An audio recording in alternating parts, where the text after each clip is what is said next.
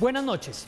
Ayer la alcaldesa Claudia López transmitió en vivo su falta de empatía con una vendedora ambulante que le pidió ayuda en la calle. No podemos. Ahí están trabajando, su merced. Trabaje juiciosa. Trabaje juiciosa, trabaje juiciosa. Trabaje juiciosa, su merced. Trabaje juiciosa. Trabaje juiciosa, le dijo la alcaldesa varias veces. Ese trabaje juiciosa entra al hall de la fama de las declaraciones condescendientes y a ratos cínicas de nuestros gobernantes, como el estudio en vagos de María Fernanda Cabal o el tal paro no existe de Juan Manuel Santos. Y hablando de trabajar, una pregunta que ronda a la gente desde que arrancó la pandemia y en realidad desde siempre es ¿qué tanto camellan los congresistas? Entre sesiones virtuales y mixtas, largos periodos de vacaciones y las usuales excusas, el Congreso parece que andara a media máquina. Desde hace un par de años, la activista Katy Jubinao lidera el proyecto Trabaja en Vagos, que expuso la inasistencia sistemática de varios congresistas a las sesiones y que hoy busca que algunos de ellos pierdan la investidura por esas fallas. Jubinao nos cuenta en qué va esa pelea y cómo avanza esta legislatura en el Congreso. Nos acompañan también los congresistas José Daniel López, de Cambio Radical, y Gabriel Santos, del Centro Democrático. Dos voces jóvenes que ya le mostraron los dientes a la propuesta de reforma tributaria del gobierno y que cada tanto se alejan de la línea oficial de sus partidos. Aquí arranca Zona Franca.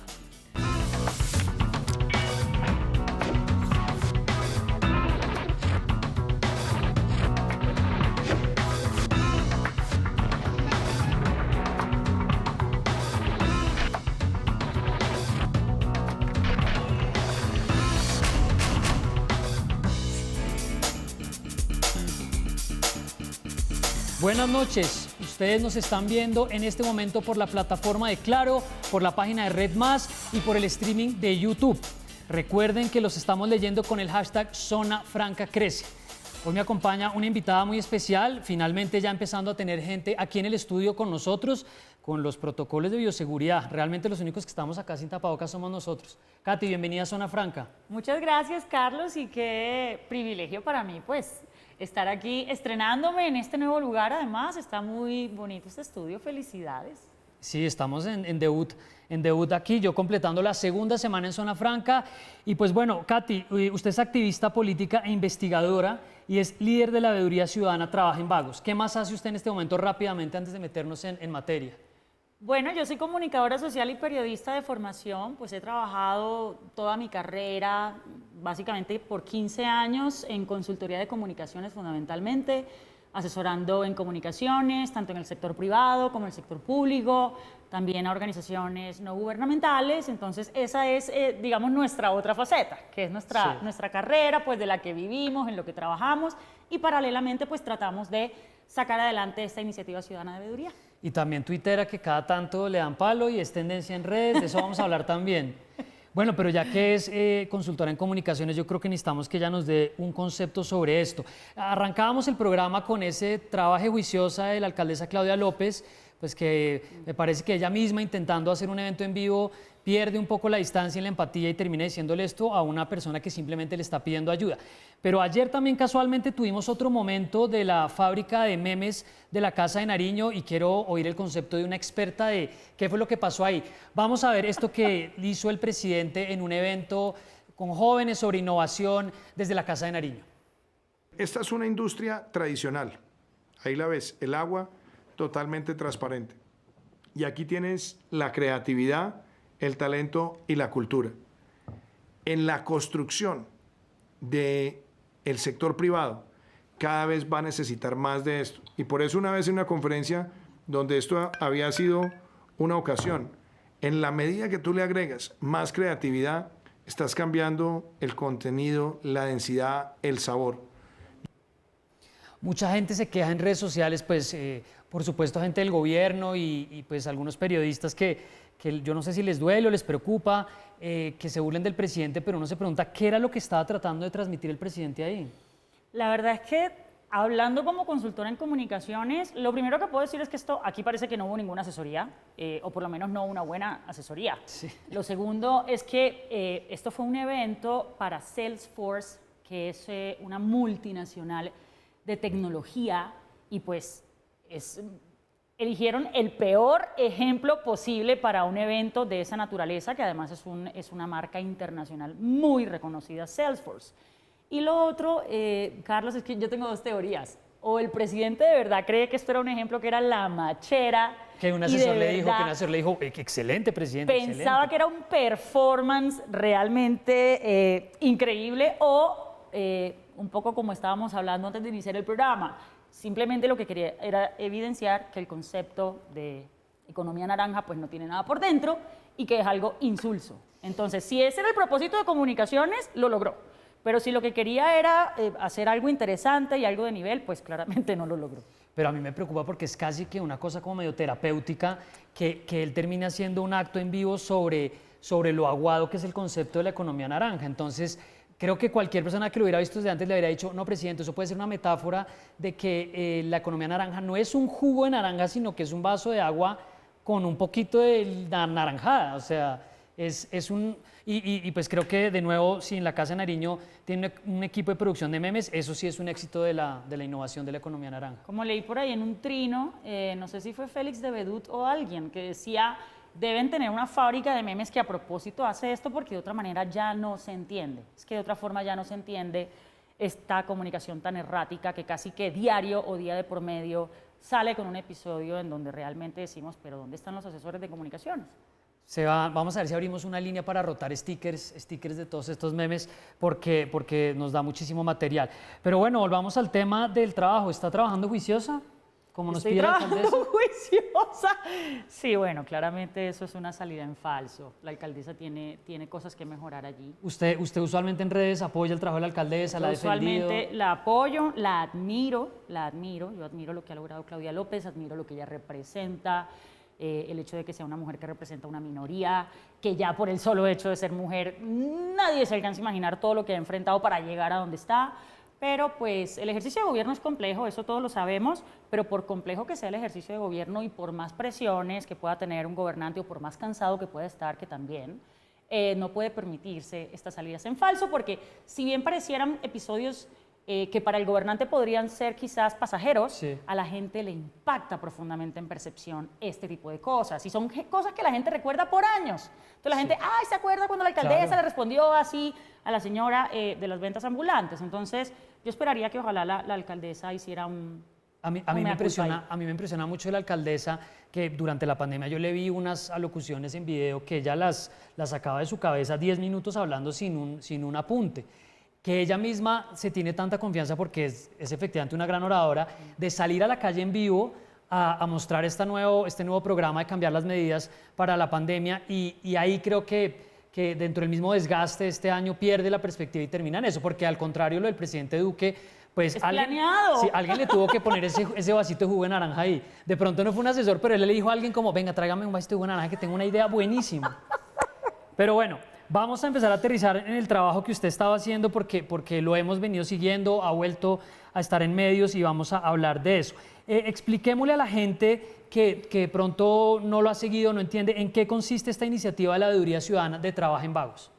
Bueno, esto es una veeduría cuya única pretensión es generar una conversación pública sobre el tema de la rendición de cuentas de los congresistas. Sí. ¿Y por qué? Pues porque no es un secreto para nadie que el Congreso es una institución que suele ser muy opaca, además en sus procedimientos internos, en la forma en cómo organiza la información para que los ciudadanos accedan a ella, es absolutamente oscuro y entonces identificamos esa necesidad inicial. Hay que hacerle una veeduría al Congreso, ojalá una veeduría ciudadana y ojalá una veeduría también que se atreva a ir un poquito más allá que investigar, porque entonces te respondo más concretamente. Los primeros ejercicios fueron de corte investigativo. Bueno, vamos a empezar a mirar cuáles son las aristas del desempeño congresional, sí, el tema del ausentismo, que alguna gente dice, pero es que quieren... Pero ese fue el foco inicial, ausentismo. Inicial. Okay. Pero imaginémonos una cebolla. O sea, el ausentismo es la primera capa de la cebolla en el desempeño de un congresista. Traigo una cebolla y un vaso de agua. Y vamos quitando. Yo le voy explicando, eso es el ausentismo, estos son los impedimentos, estos son las leyes. Pero usualmente, para conectarlo con lo que usted decía antes, la gente empieza como a decir, pero ¿cuál es el tema de obsesionarse con el ausentismo? Que creo que va la idea que usted estaba diciendo. Tu pregunta es súper relevante porque vale la pena clarificar. No se trata del fetiche de tener a los congresistas sentados en una silla, no sé, debatiendo, no. Lo Marcando primero que tarjeta. hay que decirle a la gente es que los congresistas solamente se sientan para las comisiones y las plenarias 2 días a la semana. Ojo, son los martes y los miércoles. Por las mañanas tienen las comisiones constitucionales permanentes, que son donde se tramitan las primeras fases de los proyectos de ley y de actos legislativos, y luego son las plenarias, que son por la tarde nada más, Carlos. Las plenarias suelen ser a las 3 de la tarde. Entonces, ¿por qué es tan importante que un congresista esté en una plenaria? No es porque esté calentando silla, claro que no.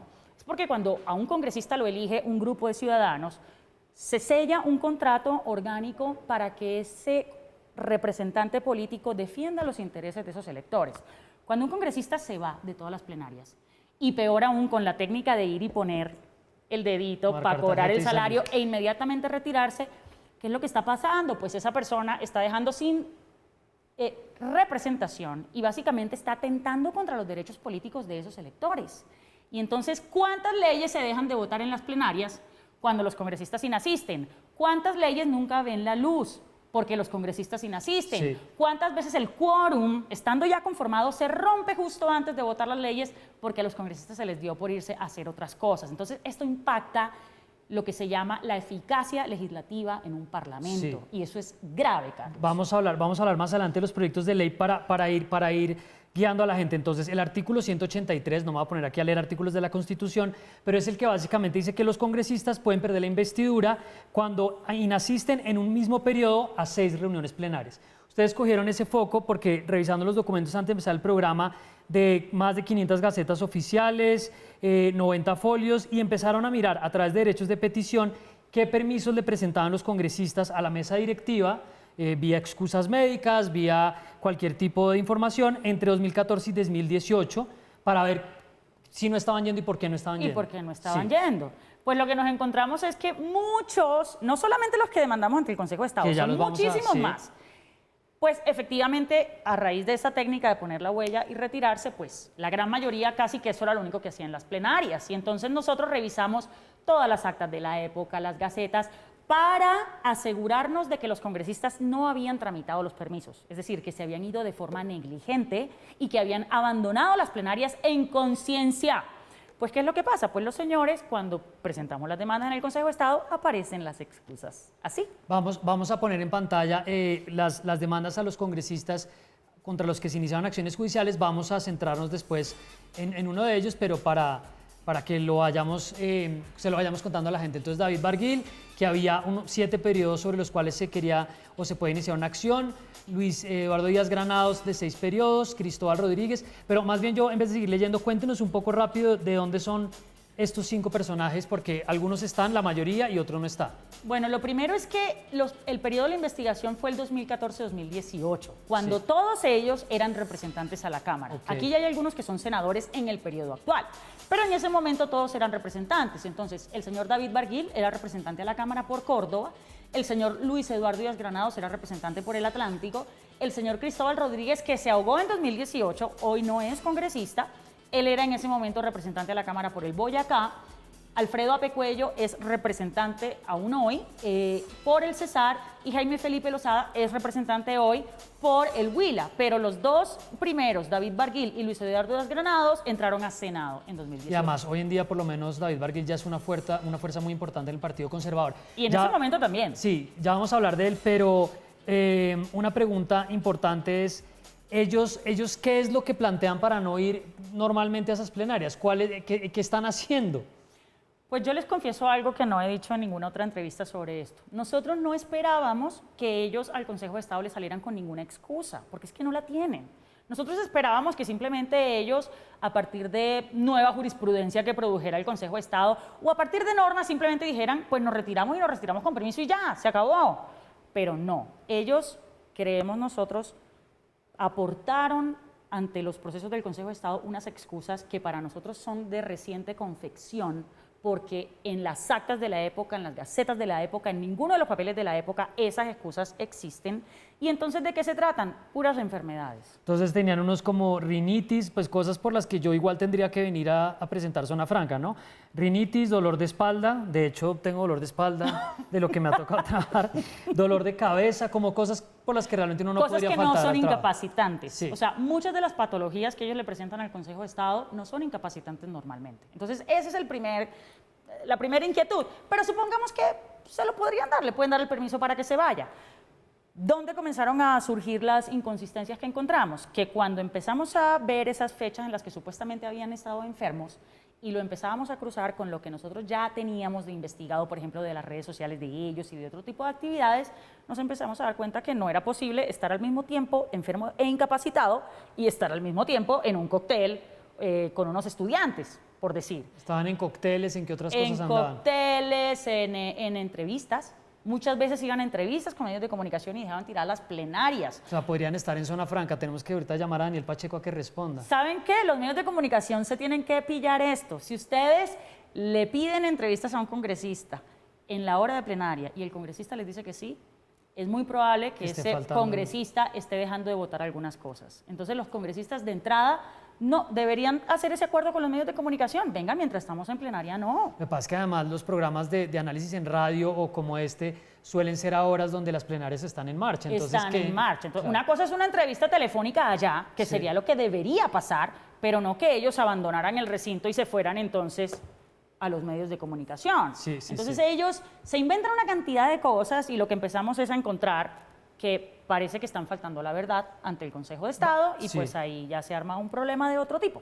Vamos a aterrizar a fijarnos en uno de los procesos, pero solamente entonces para llevar a la gente. Fue ese trabajo sobre el ausentismo entre 2014 y 2018, de eso que se denunció, que hizo mucho ruido en su momento y por lo cual además usted asumió un riesgo grande, ya vamos a hablar de eso.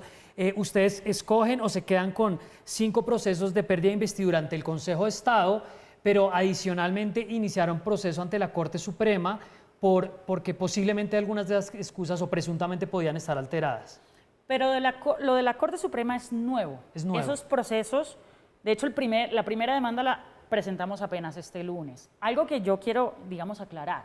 Nosotros no conformamos la veeduría al Congreso Trabajen Vagos para meternos en peleas penales, ¿sí? O sea, esto no es como que vamos a meter a congresistas a la cárcel, ¿no? Sí. O sea, ese no es el propósito. El propósito de hecho, era benigno. ¿En qué sentido? En que simplemente lo que queremos es aportar a la cultura democrática y a la cultura política y nos parecía que instalar la conversación pública sobre el ausentismo ya le daba entrada a comenzar a hablar del desempeño de los congresistas y demás.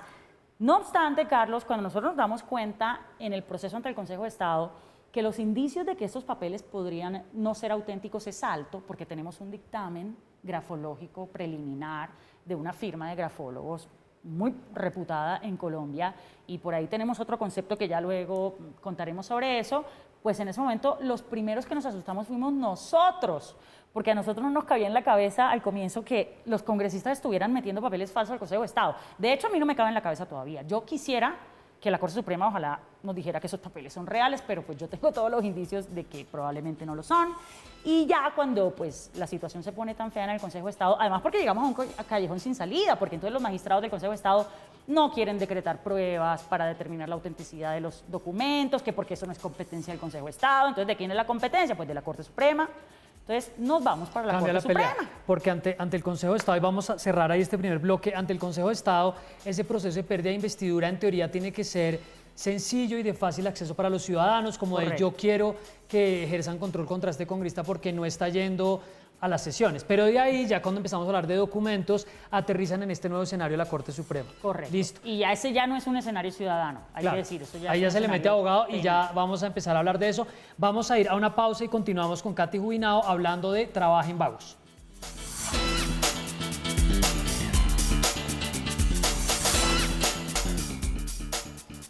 Seguimos en Zona Franca, estamos transmitiendo desde Plaza Claro y hoy estamos hablando de la iniciativa de Trabajen Vagos, atendiendo la invitación de la alcaldesa de que trabajemos juiciosos, una iniciativa que está liderando Katy Jubinao hace un par de años, básicamente para tratar de ejercer un control ciudadano al ausentismo de los congresistas. Iniciaron primero con un informe donde ponían de presente la cantidad de excusas y de fallas a debates clave y aterrizaron en unas demandas de pérdida de investidura en el Consejo de Estado y esto ya desembocó en un proceso en la Corte Suprema. Vamos a centrarnos en el caso del senador David Barguil. Hay que decir desde ya que invitamos al senador David Barguil a Zona Franca, tenía un compromiso familiar hoy y no nos pudo acompañar, pero tenemos algunas cosas que enviaron de su oficina pues para que ustedes conozcan, por supuesto, también la versión de él. Hablemos del caso de David Barguil. Bueno, el caso de David Barguil nos sorprendió. Es una cosa que también quisiera decir. Nosotros, pues, tenemos una imagen del senador Barguil, en ese momento representante, de que era activo. Oh, sorpresa cuando nos sale en tantas plenarias simplemente poniendo la huella, retirándose. Y pues las excusas que manda el hoy senador Barguil al Consejo de Estado pues son cerca de 50 y pico, porque él era el que más inasistencias tenía, Entonces, 64. Mientras sigues hablando, Katy, ¿será que podemos volver a poner el gráfico de los senadores donde podemos volver a ver al senador David Barguil, mientras para que lo tengamos? Ahora senador, el primero a la izquierda arriba de sus pantallas. Continúe, Katy. Ahí donde dice 7 periodos, a lo que se refiere es que los 4 años, que se dividen en 4 legislaturas de un año, a su vez se divide cada legislatura en 2 periodos, que son los semestres. Esto lo que quiere decir es que el hoy senador Barguil en ese momento incurrió en la causal de pérdida de investidura en 7 semestres de 8. O sea, el cuatrienio entero se la pasó poniendo la huella y retirándose. Entonces, es muy grave porque si bien el senador Barguil, uno podría decir, ha sido relativamente productivo en algunos temas, él tiene la agenda de los bancos y estas cosas y ha sacado una que otra ley y él se defiende con eso, él dice, pero ¿cómo me van a decir a mí que yo soy vago si yo he sacado esta ley contra los bancos, esta ley? Ha liderado el tema de los bancos él, ¿no? Lo debatió mucho en la pandemia también. Pero ahí, mira Carlos, que es donde uno ve, digamos, no quiero ser pues tan fuerte, pero voy a usar una palabra fuerte y es la mediocridad con la que nuestros congresistas asumen su labor. ¿Cómo es posible que un congresista al que los ciudadanos le pagamos casi 35 millones de pesos ya, con una cantidad de privilegios, es que si fuera solo el salario, es que tienen una cantidad de prebendas y de privilegios, casi que esté justificando el ausentarse en 60 y pico de plenarias, que porque yo sí soy autor de esta ley y de esta ley y de la otra ley? Pues el senador Barguil le tiene que explicar al país que casi que, si nosotros contamos las leyes que él deja de votar en las plenarias en las que solamente puso la huella y se fue, son más de 30 leyes, Carlos. Y son leyes que pasan por temas de regulaciones a empresas de servicios públicos. Pongamos en pantalla porque recogimos unos ejemplos de proyectos de ley, volviendo a la figura de la cebolla que usted planteaba al comienzo, de proyectos que ellos no votaron o en los que no participaron en el debate por estar fuera haciendo pues entrevistas en Zona Franca y en otros programas, y pues en cócteles y en reuniones y en cosas distintas. Ya vamos a tener un minuto el recuento de los proyectos de ley para que continúe usted la explicación. ¿Ellos de qué se están perdiendo mientras no están haciendo eso? Pero entonces temas de, por ejemplo, regulación a empresas de servicios públicos. Ahí lo tenemos. Que es uno de los temas que Barguil saca pecho por el tema de Electricaribe y no sé qué. Varias de las votaciones de ni más ni menos que la reforma al equilibrio de poderes. O sea, eso fue una de las reformas a la Constitución, más importantes de los 4 años.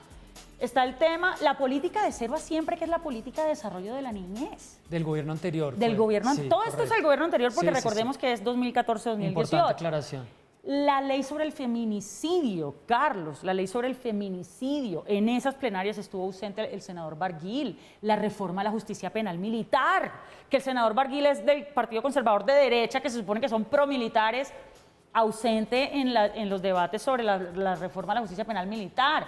El tema del cobro prejurídico al ICETEX. Yo les quiero decir algo. Varias de las plenarias en donde se ausentó el hoy senador Barguil se estaban aprobando las leyes de él.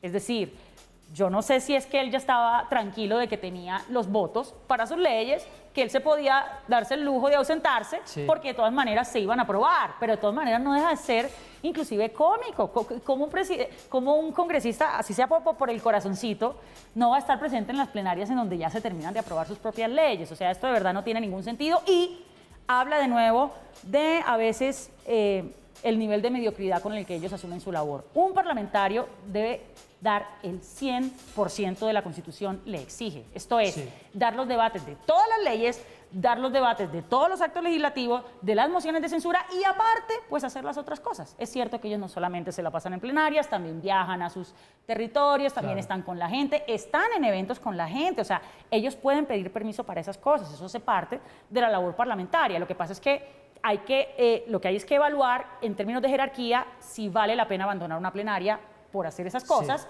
pero el punto aquí es que ellos ni pidieron los permisos y están aduciendo unas cosas del Consejo de Estado que no se compadecen con lo que ellos estaban haciendo en la realidad. Y ahí volvemos, y ahí conectamos nuevamente con el tema de la Corte Suprema de Justicia, porque entonces, ante el Consejo de Estado estaban debatiendo la pérdida de la investidura, pero a la Corte Suprema se va una nueva pelea de la que ya vamos a hablar, y es por ciertos documentos donde aparentemente, o donde se denuncia precisamente desde la veeduría que usted lidera, que algo se estaba haciendo con esas excusas médicas. Ya vamos a tener en pantalla un par de ejemplos de las excusas médicas que eran sistemáticas dentro de los congresistas que querían justificar de alguna manera que no habían asistido. ¿Qué era lo que ustedes encontraban en estas excusas médicas? ¿Qué es lo que están llevando hoy al debate en la Corte Suprema, que tengo entendido además está siendo liderado judicialmente, o la representación de ustedes, por el abogado Iván Velázquez, que fue magistrado auxiliar y que fue muy conocido por el tema de las investigaciones de parapolítica? No, y ya luego magistrado, y fue el que casi que se tumbó a varios congresistas por la parapolítica, y luego se lo llevaron a la Comisión de Impunidad en Guatemala. Es decir, Iván Velázquez es más famoso afuera de Colombia que en Colombia. Es muy, muy reputado, es un penalista muy reputado. La excusa que ustedes veían ahorita en pantalla, que no sé si la quieren volver a poner, sobre este tipo de excusas que son expedidas por el médico del Congreso, es en donde el grafólogo dictaminó de forma preliminar que al menos en el caso del senador Barguil, estas 24, porque son 24 así igualiticas, dice el grafólogo que hay una alta probabilidad de que esos papeles hayan sido hechos en el mismo momento gráfico, es decir, el mismo día, y con el mismo elemento escritor, es decir, con el mismo esfero. Y si uno ve las 24, efectivamente son idénticas. Y si uno las acerca un poquito y ve el esfero, sí parece el mismo. Entonces, esa es otra, sí. Esa es otra. Y podríamos ver las 24 y la gente de verdad es que son idénticas. Sí. Entonces, eso para nosotros es un indicio fuerte, Carlos. Y el magistrado de este caso, que quiero hacer quiero dar una información aquí sobre ese magistrado. El juez que tiene el caso de David Barguil, que se llama Nicolás Yepes, increíblemente es el sobrino de Omar Yepes, que es el presidente del Partido Conservador. Y David Barguil es congresista por el Partido Conservador. ¿No ha habido ninguna recusación ahí sobre eso? Nosotros recusamos a este magistrado arrancando el proceso, expusimos que no solamente es sobrino de Omar Yepes, sino que es hijo de Hernando Yepes Arcila. Para los que no saben quién es Hernando Yepes, yo tampoco tenía mucho conocimiento sobre el señor. Es el cacique conservador, patriarca conservador de Colombia, fue constituyente conservador, ha sido ministro, es militante actual del partido, juega un rol muy importante dentro del partido, pues el magistrado ponente del caso de Barguil es el hijo de Hernando Yepes y es el sobrino de Omar Yepes. Entonces, para nosotros esto no tiene presentación, y no aceptó la recusación, y luego el Consejo de Estado en tutela nos negó la recusación. Entonces ahora la pelea está en la Corte Suprema con el elemento escritor, el esfero. Más me acuerda de un amigo del colegio, un saludo para Simón, que nos hacía con su elemento escritor excusas sistemáticas para el que necesitara en el colegio. Esto es un reflejo de la sociedad colombiana. Sí, me encanta que lo hayas dicho, porque siempre decimos que los congresistas son lo peor y ellos son los malos y nosotros somos los buenos, y vaya uno a ver, eso de falsificar excusas es una cosa cultural de los colombianos, y allá están ellos reflejando eso. Y los médicos se prestan mucho para eso. Tengo que ir cerrando, pues no todos, pues porque después me va a salir aquí la Asociación Médica diciendo que estoy estigmatizándolos. Vamos a ir cerrando este bloque, pero tenemos que incluir, a ver, nosotros hablamos con el senador David Barguil y con la oficina de prensa, pues por supuesto él rechaza que ese ausentismo o que esas sesiones en las que no estaba se deban a que no estaba cumpliendo con sus labores. Él dice que realmente eso se va a demostrar, y en el caso del proceso ante la Corte Suprema, pues él dice que por supuesto que no ha habido ningún tipo de delito. Vamos a ver un fragmento este fragmento que vamos a ver es de qué audiencia, Katy, porque usted estaba ahí. Este miércoles que pasó fue la audiencia de alegatos ante el Consejo de Estado del caso Barguil. Es decir, esta es ya la parte final del proceso de la primera instancia. O sea, ya después de la audiencia de alegatos sale el fallo en primera instancia, que por supuesto ya nosotros sabemos que lo van a salvar, y pues por eso entonces vamos a dar una lucha probatoria en la Corte Suprema. Ok, vamos a ver un fragmento donde básicamente la representante de la Procuraduría le da la razón a la representación de David Barguil, diciendo pues que no están acreditadas las pretensiones de la denuncia de pérdida de investidura. Vamos a verlo. La conclusión a la que se llega es que no está configurada este elemento de la justificación o ausencia de justificación mejor de las inasistencias demostradas en el caso del demandado señor David Alejandro Barguil Asís. En esa medida, la solicitud a esta sala especial es la de negar la solicitud de pérdida de investidura. Entonces, pues por supuesto, el senador David Barguil tiene la presunción de inocencia, pero pues estas denuncias de todas maneras se han venido haciendo hace tiempo y pues esperamos que lleguen a alguna parte. Katy, vamos a ir cerrando este bloque con dos preguntas finales. La primera es el riesgo que usted ha enfrentado, porque además, a pesar de que esta deudía tiene un apoyo ciudadano, vemos en Twitter a mucha gente que se suma, el hecho de que esté el abogado Iván Velázquez pues le da muchísima fuerza, pero a ratos yo siento que usted está un poco sola y que además está un poco expuesta. ¿Cómo ha sido pues meterse a pelear con congresistas que no es realmente una cosa sencilla? Esto tú lo has dicho, los ciudadanos que nos metemos en estas peleas estamos solos. O sea, esto es la típica pelea quijotesca de los ciudadanos que son los David en contra del poder y el establecimiento que son los Goliat, que son el Congreso con las Cortes. O sea, esto sí es enfrentar el establecimiento. Y efectivamente pues trae, lastimosamente en un país como el nuestro, sus consecuencias. Pues nosotros ¿Han recibido amenazas? Hemos recibido amenazas desde que pues estamos con todos esos procesos, amenazas no solamente a nosotros, a nuestras familias. Y realmente es una cosa muy lamentable. Así como nunca pensamos que íbamos a terminar en un proceso en la Corte Suprema con esto, nunca pensamos tampoco que nos iban a llegar amenazas de este calibre. Por supuesto que esperábamos críticas y ataques, pero no amenazas de muerte. Claro. Y pues eso sí es lamentable. Pues me parece que las autoridades tienen que prestarle atención porque es una iniciativa ciudadana, pero me queda ahí la última pregunta y es que la gente en redes sociales a veces se queda en unos debates de no, es que eso es activismo, eso es periodismo, eso es militancia, eso es agenda, pero pues obviamente más allá de que usted tenga un interés ciudadano en dar esta pelea, hay un trasfondo de su propia acción política. Estamos de pronto viendo como un preámbulo de algún tipo de candidatura de Katy Jubinao, de algún tipo de proyecto político más allá de lo que ha hecho en activismo.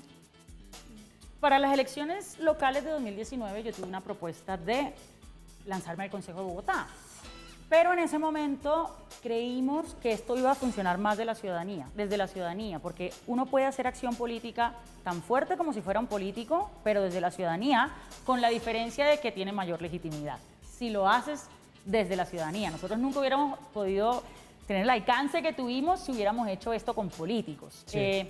No obstante, por supuesto que siempre siguen rondando los espacios políticos. Sin embargo, en este momento, Carlos, yo lo que quiero anunciar es que se vino una nueva investigación de la veeduría que queremos que sirva justamente para sofisticar el voto en la ventana hacia 2022 y que le sirva a la gente para ver cómo fue el desempeño detallado congresista por congresista. Entonces, en este primer semestre del año vamos a estar absolutamente concentrados en eso. Bueno, pues muy bien, vamos a seguir hablando con Katy Jubinao y con un par de invitados que tenemos después de esta pausa. Ya venimos.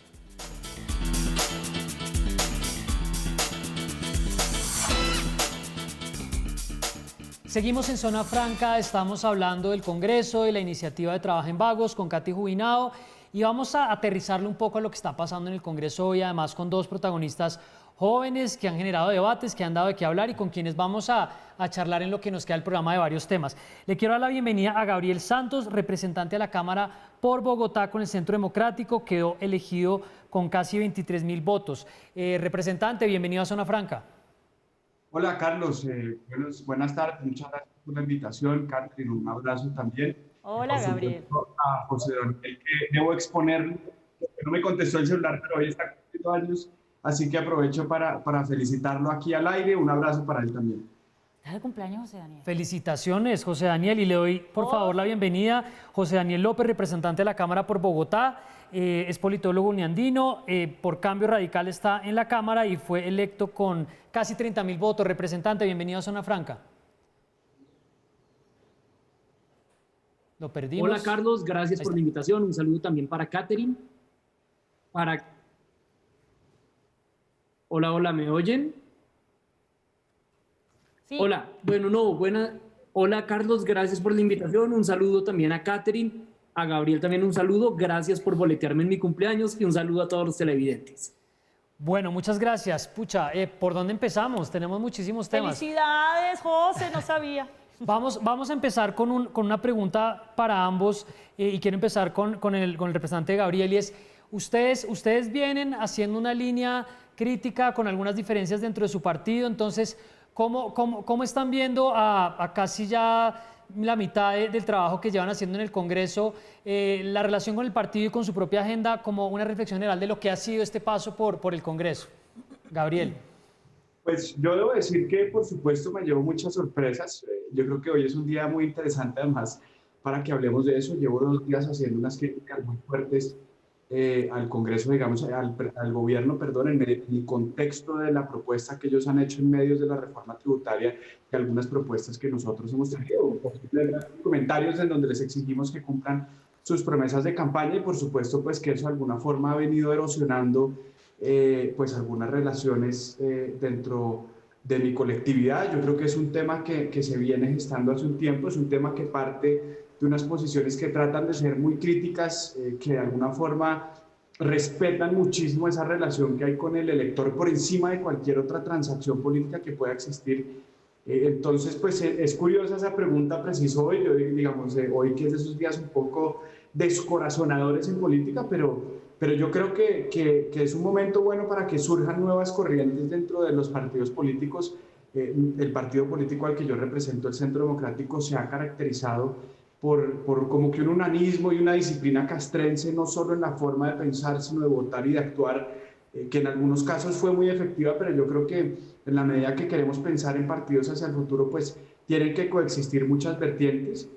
Yo pretendo representar de alguna forma una centro derecha muy alejada del confesionalismo, muy alejada de esas prácticas casi que de venerar a la presidencia por el simple hecho de estar en la presidencia y cuestionar muchas cosas y representar una ciudadanía desde el centro y de la derecha que hoy en día no se veía reflejada ni por el Partido Conservador ni por el Centro Democrático. Entonces, un poco es una reflexión que no me esperaba encontrarme. Digamos, hace 2 años yo tenía unas percepciones distintas de lo que esperaba hacer o del ejercicio que esperaba hacer, pero yo creo que eso pues me ha ido conduciendo por este camino y pues veremos las consecuencias de esto, yo creo que en 1 año y medio, 1 añito. José Daniel, y usted entró a un partido con el liderazgo de Germán Vargas, con una cantidad de cambios internos, pero también lo he visto como en ocasiones yéndose con una línea que le ha generado también debates y tensiones internas. ¿Qué balance hace usted? Pues Carlos, yo creo que uno cuando entra a un partido debe hacerlo basado en identidades. Yo, por ejemplo, me encuentro con Germán Vargas en un punto y es la idea de entender la política como ejecución, de entender la política como transformaciones concretas, pero también es verdad que uno no puede entrar, como muy bien lo ha hecho Gabriel Santos, a ser un borrego de las mayorías. Creo que la oportunidad de estar en partidos grandes, que de algún modo son menos prestigiosos, tienen un desgaste mayor, va acompañado de una ventaja clave, y es la ventaja de poder inclinar la balanza hacia el lado correcto. Lo hicimos, por ejemplo, cuando se discutieron las objeciones del presidente Duque a la ley estatutaria de la JEP. En ese momento, Cambio Radical era el fiel de balanza. Había una posición histórica ambigua del partido frente al acuerdo de paz. Nos pusimos la 10 y junto a otros colegas logramos hundir las objeciones y dejarle al presidente claro un precedente que hoy sigue firme, y es que el Congreso, en general, tiende a no jugarle a las reformas al acuerdo de paz y también estar en capacidad de llevar la contraria cuando es necesario. Yo he sido el único congresista de Cambio Radical que se ha opuesto al ingreso a la coalición de gobierno, y yo entiendo que tener poder es más cómodo, sobre todo cuando empiezan a soplar vientos electorales, pero en su momento sostuve y lo mantengo hoy, que esa idea de Cambio Radical de camuflarse en una independencia que es solamente nominal, pero de hecho estar en la coalición de gobierno, tener ministros sentados en el gabinete, equivale a uno pretender hacer parte del grupo de músicos que tocaron en el Titanic. Así que creo que esto se trata, sí, claro, de identidades filosóficas iniciales, pero también de tener la posibilidad de hablar con firmeza, de hablar de frente cuando hay desacuerdos frente a las posiciones mayoritarias. Los partidos políticos que no tienen matices, partidos políticos donde no hay lugar a la divergencia, terminan pareciéndose más a sectas que a colectividades democráticas. Los veo que van a meterse en más peleas en el futuro cercano, pero a ver que Katy Carlos, haga la siguiente. Es que yo quiero decir algo desde la veeduría, trabajen vagos, y es que aquí tenemos a 2 de los congresistas revelación. del Congreso de la República. Es decir, si uno quiere que el Congreso tenga buenos elementos, debería querer congresistas como ellos dos, que son de una orilla muy distinta a la mía, por ejemplo. Yo me considero centro-izquierda, ellos son centro-derecha, pero uno quiere... Uno lo que quiere es eso, congresistas que primero que todo tengan una agenda propia y no sean simplemente un títere del partido que el partido puso ahí. Uno espera que, siendo jóvenes como lo son ellos, representen una agenda joven. Yo les puedo decir, porque ya yo le vengo haciendo seguimiento al Congreso actual, que ellos también enarbolan causas que representan lo que llamamos la agenda millennial. O sea, en el Congreso hay un grupo que todavía es pequeño, que pensamos que se va a ensanchar en 2022, que están, digamos, promoviendo una agenda millennial, una agenda que tiene que ver con derechos sociales, por ejemplo, que tiene que ver con los animales, con todo el tema del cambio climático. Entonces, lo primero que quiero decir es que ellos son unos muy buenos congresistas. Bueno, allá les echamos el piropo, pero ahora los vamos a poner un poco contra las cuerdas. Bueno, contra las cuerdas es que, por ejemplo, yo quisiera saber qué opinan sobre la reforma tributaria. La reforma tributaria, empecemos con Gabriel, porque ha sido bastante crítico, pero pues estamos hablando que finalmente el partido de gobierno la estaba empujando, pues el partido de gobierno tiene al ministro Carrasquilla ahí. Usted ha estado oponiéndose, pero al final no le están haciendo a uno como ese trabajo tan propio en el uribismo, que es como el policía bueno y el policía malo. No, estoy muy pollo para todavía tener esa inteligencia política y empezar a hacerles ese quiebre. La verdad es que en relación con esto, lo primero es que pues es una especulación enorme. Perdón, antes que eso, debido a una discusión que hubo hoy en la bancada, debo hacer la salvedad que hablo única y exclusivamente por Gabriel Santos y esta posición no representa la del partido. Habiendo dicho lo anterior, yo creo que en esto he tratado de tener como un récord para que la gente pueda meterse y decir, oiga, es un tema coyuntural por una reforma tributaria en época preelectoral o realmente hay un track record de una persona que le ha venido exigiendo este tipo de cosas al gobierno.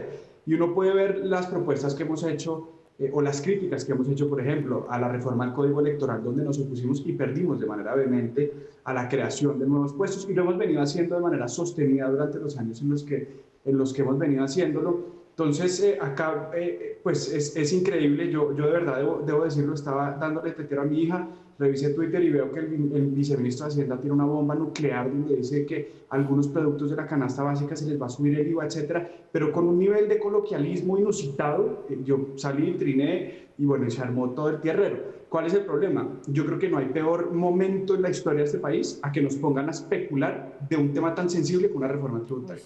Y eso es, debo decirlo, es improvisación pura y dura. Entonces podemos acá hablar de algunas cosas, de lo que queremos y sospechamos, pero la verdad es que no sabemos y el gobierno de alguna forma no está dando como ese acto de buena fe de decir, mire, hay un sobreendeudamiento que los colombianos entienden por el tema de la pandemia, pero que lo que este es, digamos, el mundo ideal. El gobierno va a reforzar el gasto social y va a recortar el gasto burocrático para que no tengan que salir a pedirle tantos impuestos a los colombianos que a todas luces están asfixiados. Entonces yo creo que esta es como la punta de partida para la discusión de una reforma que hoy en día tiene muy mal ambiente por la forma coloquial e improvisada en la cual se ha manejado. José Daniel, tengo que ir rápido a una pausa, pero apenas volvamos le hago a usted la misma pregunta porque lo vi en medios también diciendo algo así como que ni de fundas iba a apoyar eso en este momento. Vamos a ir a una pausa, ya regresamos, no se muevan.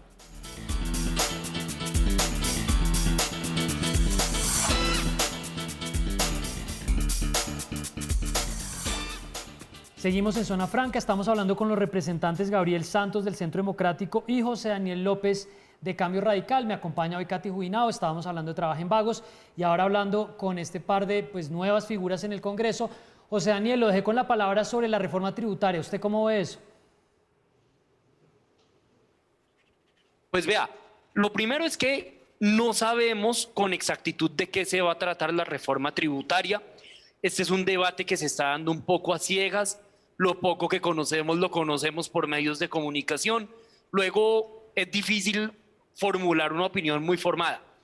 Lo que está sonando ahora y lo que parece que viene es el segundo intento del gobierno nacional por ponerle IVA a la canasta familiar. Y yo creo que en eso, y bien lo ha dicho Gabriel Santos, tenemos que ser contundentes. En mi caso personal, yo ni abate voto una reforma tributaria que suponga el IVA a la canasta familiar. Si acá vamos a hablar de actualizar el estatuto tributario, veamos cómo mejoramos el recaudo, veamos cómo sancionamos con mayor dureza la evasión, veamos cómo revisamos algunas exenciones desproporcionadas que van más allá de las necesarias para generar empleo, veamos cómo reducimos los gastos del Estado. Yo en general soy muy santista y hoy estoy muy Gabriel santista.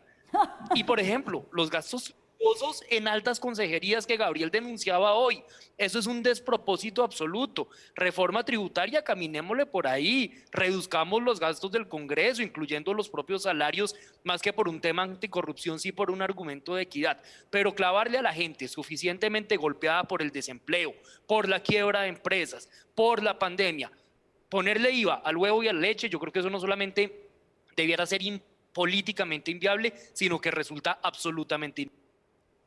Bueno, ya si se arma una coalición, ustedes pueden, si los sacan de los partidos, pueden armar ahí una coalición. Desde que no nos quiten la consejería de los memes que tiene el presidente, todo está bien, pero le iba a pasar la palabra a Katy. No, simplemente yo quería que Gabriel nos ahondara en su propuesta de eliminar las altas consejerías, porque es que lo primero que quisiera resaltar es que en la primera reforma tributaria nos metieron 10 billones en exenciones a grandes poderes económicos. Por ejemplo, el turismo es uno de ellos. Se han inventado las consejerías que, bueno, ya venían también de Santos, pero en este gobierno no es que hayan prescindido de esos servicios. Uno se pregunta, eso es justamente lo que hay que hacer, reducir burocracia, acabar con esa cantidad de consejerías. ¿Cómo se puede dar usted esa pelea desde adentro del Centro Democrático, representante? ¿Y además se ahorra realmente algo ahí o no? Mucho. Ahí le mandaron la bendición. Pues es que yo creo, acá hay dos cosas que tenemos que mirar. Primero es el mensaje político y segundo es el mensaje de alguna forma práctico. El gobierno, digamos, en general los gobiernos han sido muy renuentes a cerrar entidades o a cerrar dependencias, pues porque muchas veces parten de la vanidad de creer que eso es un fracaso y se lo toman personal, como es el caso que estamos viviendo hoy en día. Llevamos esperando unos días que nos contesten, bastantes días ya, unos derechos de petición para tener todos los costos directos e indirectos que surgen de esas 14 altas consejerías.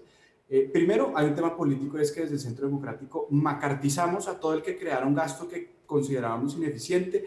Me acuerdo los discursos en contra del presidente Santos, que hoy en día considero que eran acertados por abrir altas consejerías, y llegamos y plop, abrimos más altas consejerías. Y llegamos a una de las peores crisis económicas en nuestra historia y plop, se ponen furiosos porque yo propuse cerrar las altas consejerías. Esto es un mensaje, más allá del ahorro material que pueda generar. Esto es un mensaje de buena fe a los colombianos. Ahorro, estamos nosotros ahora haciendo un estudio en dónde están los gastos ineficientes grandes del Estado. Por ejemplo, estábamos hablando con una gente muy cercana a los despachos judiciales que dicen que hay unos ciertos grados de la Procuraduría, más o menos 700 cargos que se ganan cerca de 21 millones de pesos, que hoy en día con el tipo de sistema penal que tenemos son absolutamente injustificados. Ahí empiezan a encontrar ahorros. La Dirección Administrativa de la Presidencia de la República en febrero de este año se ha gastado 300.000 millones de pesos y tiene un presupuesto más cercano a los billones de pesos. Entonces, es un trabajo al que vamos a dedicar de manera disciplinada este semestre. Sí. Pero es un trabajo también que tiene que tener unos mensajes políticos contundentes, y es, vamos a pedir plata a la gente en el peor momento del universo. Empecemos con un acto de buena fe y decir, mire, yo me hice elegir presidente de la República porque siento que tengo unas cualidades específicas y no necesito tener la duplicidad de funciones de, por ejemplo, un consejero para las relaciones políticas y un viceministro de relaciones políticas. Sí. El Ministerio Interior.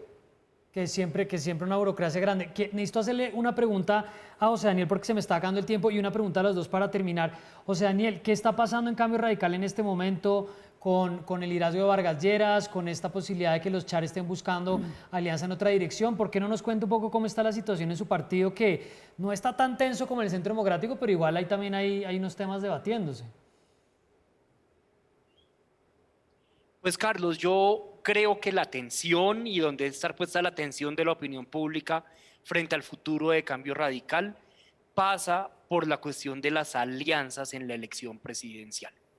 Acá este partido, que es un partido de realizaciones, que es un partido de logros, tiene algunos sectores específicos que pretenden que el camino es el de aliarse con el partido de un gobierno que en materia de logros y de realizaciones concretas tiene muy poco que mostrar. Y es que hablando de logros, veamos los resultados de este gobierno, por ejemplo, en materia de orden público. El gobierno de la seguridad democrática o del Partido de la Seguridad Democrática no solamente no ha implementado el acuerdo de paz, sino que dejó que la seguridad territorial se desbordara. Acá la misma seguridad democrática ha brillado por sus resultados carentes y de manera increíble, tal vez por simple pragmatismo electoral, están pensando que pueden escampar mejor si llegan y se alían con el uribismo y con el centro democrático. Eso como primera medida es una opción que está hoy en Cambio Radical y eso no hay que desconocerlo.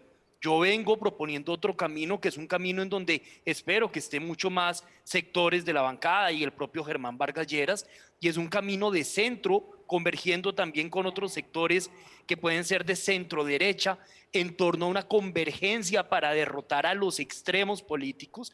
Acá el gran reto de la elección del año 2022 es el de vencer los autoritarismos y los populismos de Gustavo Petro y de aquel candidato que sea el que diga Álvaro Uribe. Pero si Cambio Radical lo que va a hacer es aliarse a uno de los extremos, yo sí creo que va a ser muy difícil que alternativas nuevas, que alternativas renovadoras, que le apostamos a formas distintas de hacer política, podamos siquiera considerar la posibilidad de desarrollar acá una carrera política. Yo creo que aliarse con el uribismo, y lo digo con el mayor respeto con Gabriel, que si el Centro Democrático fuera como Gabriel, yo sería el primero en invitar a que hiciéramos esas alianzas frente a una política moderna, frente a una política basada en evidencia en la cual nos encontramos. Pero ese centro democrático mayoritario, creo que eso sin duda sería, digamos, el acto de defunción de Cambio Radical. Yo quiero pensar que más bien vamos a trabajar para ver cómo libramos al país del autoritarismo que significan Gustavo Petro y el candidato. No. Venga, Carlos, pero no es que quiero decir una cosa. No me alcanza el tiempo. A mí me preocupa que estén diciendo que Germán Vargas Lleras es de centro. No. Pero si estamos diciendo que Robledo y el Gobierno son de centro. Germán Vargas desde el año 2006 no hace una sola alianza electoral con Álvaro Uribe. Gracias a Germán Vargas, en parte, hundimos las objeciones a la JEP. Con Germán Vargas trabajó el presidente Juan Manuel Santos. Bueno, sin duda no es de centro izquierda, sin duda tal vez no es de centro, sino más de centro derecha, pero no es... Oiga, pero ¿Germán Vargas Lleras va a a lista al Congreso por Cambio Radical o qué? Están diciendo que la van a encabezar, sí, ¿no? Pero bueno. No sabemos todavía. José Daniel, Gabriel, gracias por estar en Zona Franca. Se pusieron a debatir ya. Pero genuino, no sabemos. No nos dejaron. Los vamos a volver a invitar. Gracias por habernos acompañado. Feliz cumpleaños y vamos a tener una oportunidad para retomar y para que de pronto les hagamos preguntas un poquito más difíciles. Gracias por estar con nosotros. Gracias, Carlos. Feliz muchas gracias. Chao, Katy, gracias. Saludos, representantes. Bueno, Katy, gracias por estar hoy en Zona Franca conmigo. Pues creo que pudimos tocar varios temas. Recuerden que este fin de semana tenemos un resumen de lo mejor de la semana. El lunes está con ustedes Daniel Pacheco y yo regreso el martes. Buen fin de semana. Chao.